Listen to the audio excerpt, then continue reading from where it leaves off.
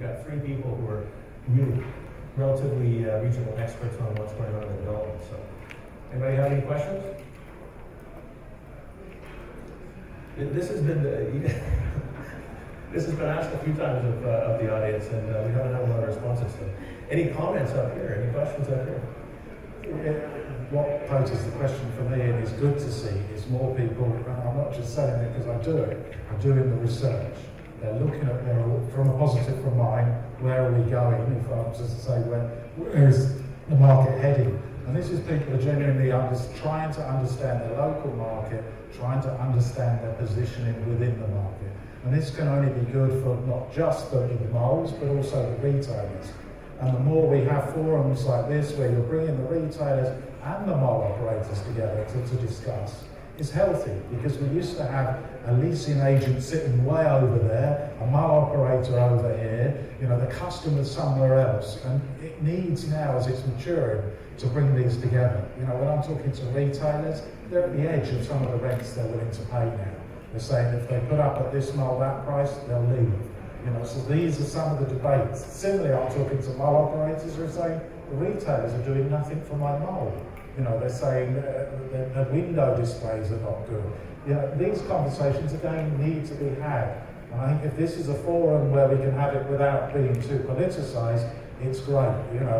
That would be my thing. Just say to guys, let's talk about it. How do we make it better for all of us in the room? And again, I would of course say, do some research, look at who your customers are, what do they want. Don't just build the replica of the mole down the road. Try and think of something. We got David with the hook.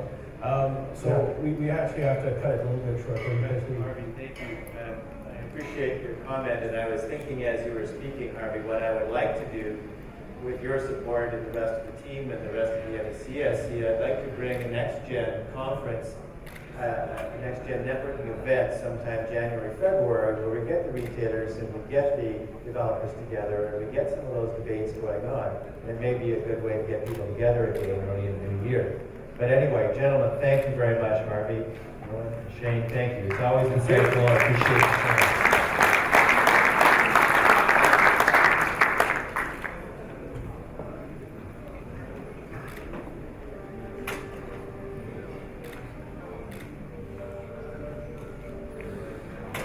Okay, where we're at now in terms of the program, we have a breakout session right now, and that is over on the other side of the hotel.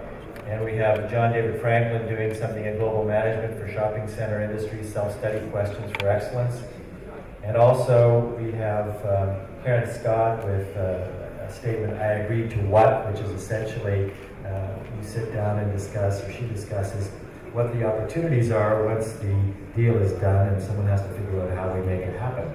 So those are great. And we also have our cocktail networking reception, which begins right out here, just immediately out these doors.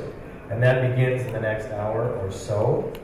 And then after that, we have our awards, the ICSC Middle East and North Africa Shopping Center Awards, ceremony and gala dinner.